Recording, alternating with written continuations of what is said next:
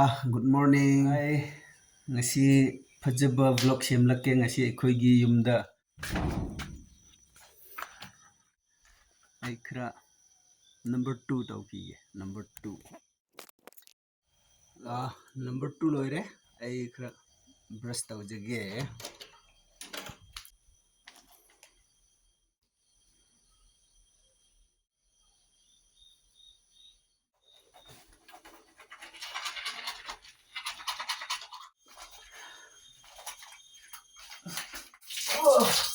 tre phadi lawrukhige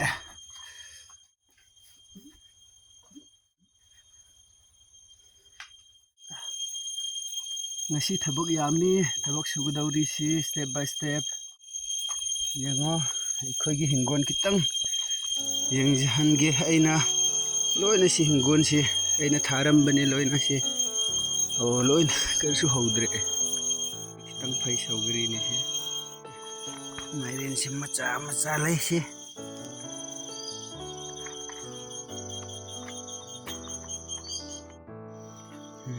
yengo sisho kari kauge khorom da Kampachel chak kawi si singju da met laga haubani maming kari kauge kitang comments da haibiro ini yengusi hi guys hi marupsa si makai loina aina tharaga thanam haubani nahan aduga imphal da chalubani adu hojik kitang palamme somda hone che hotela biscuit loba chatle hari madu hotel da chatlamme ai hogat pa matam da di loina ban tawrga leiramme marupsa yengusi mairen si kyamuk chawi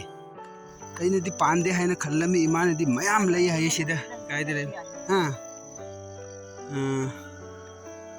sida chakda ba wah ish kai humo alai dom dui mo sida sida malai re si si wow sida malai re si yengo si han se nupi na tharam bane si pale si yamna kai chunti kai ki hina motor ma son ti hong hin kai enda sida malai re si wow yengo marupsa sida malai re hin chuli kha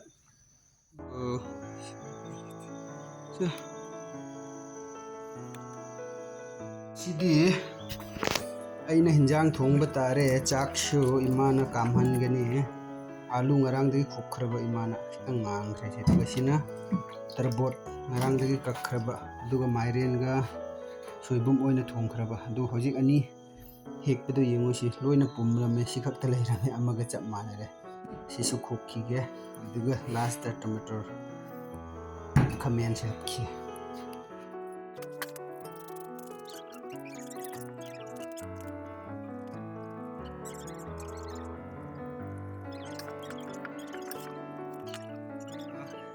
ayukta hogat khrabani chak chaba loire adugi maramna hojik thabak suba horani aigi tungda leiriba leise yengo se moong tadre aina imphal da tha animuk leirubadagi ado ngasi aina si loina semdokkani kakthokani decoration gumna semgani aduga sida mathakta leiba loi songba sidi ngasi ngamaroi ado ngasi lei sigumna mafam ani hum lei asi oina aina kaktholage yengu ko mathang oina yengsi marupsa makhon si tadro chingda leiba makhon ne kari mamingla khangde makhon yambana sorry moina lauba sidi ekhoi nakong loina pangre si yadre dor sudum makhon su thokpa tare sorry makhon yambana loire ador sudum yengbiyo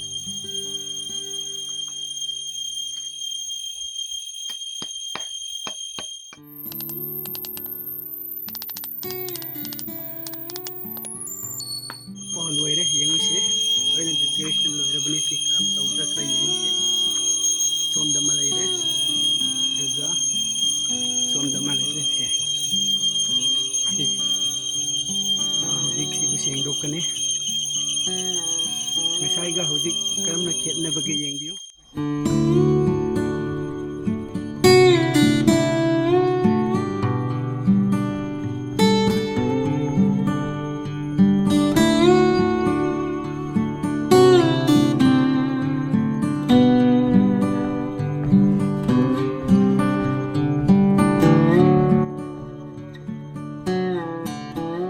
hꯧzik sengdokke asi loina kaktatpagi si laisi loina houzik sengdokke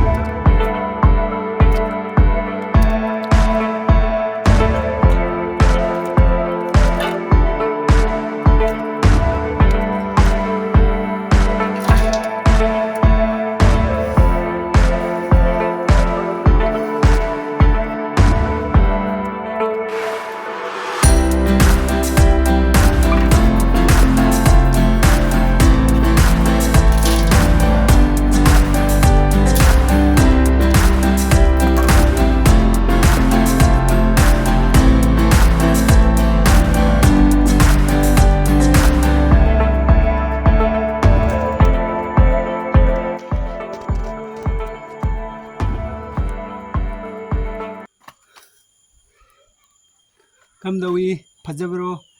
aina ngasi kakpachi smartti natte da isi do arsu dum kakpagi wadi hai marup sa ngasi gi de si phawbo loisin jarage loi ngasi gi vlog si ekhoi gi yum songman bagi ngasi lei oina semjarabani hanna thani makhai da loina semlambada mu hojik wanglambani ado hayengna amuk asida leiba songba makhai si angamba makhai hotna jagani amuk asi yengmin si ngasi gede si phawbo loisin jarage please aigi channel bu support tawbiu anauba viewers leiba taragadi subscribe tawbiu like tawbiu or share tawbiu soidana siena phajaba vlog semjarakani haibisi aigi thajabani thank you so much bye bye